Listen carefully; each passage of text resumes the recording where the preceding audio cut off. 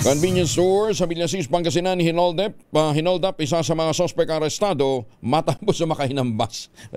Walang sariling getaway vehicle, sumakay ng bus. Detalye na balita mula kay Freddy Pajardo, Ares 38. Masantos siya kabasan ni Chikamin sa ating mga kababayan dyan sa Pangasinan, Freddy.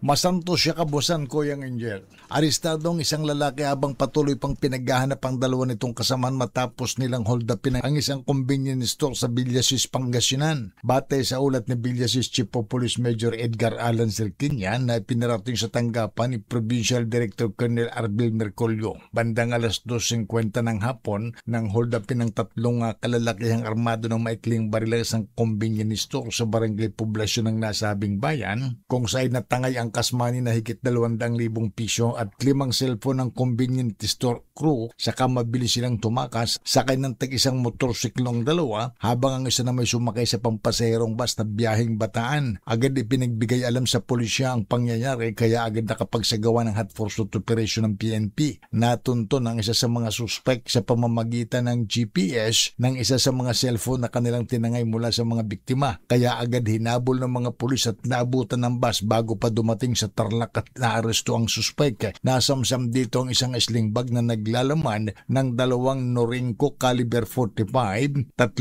magasin, 21 bala ng nasabing baril, 5 cellphone at cash money na 2,150 pesos. Kasalukuyang nasa kustodiya ng Villasis Police Station ang suspect at naharap sa kaukulang kaso.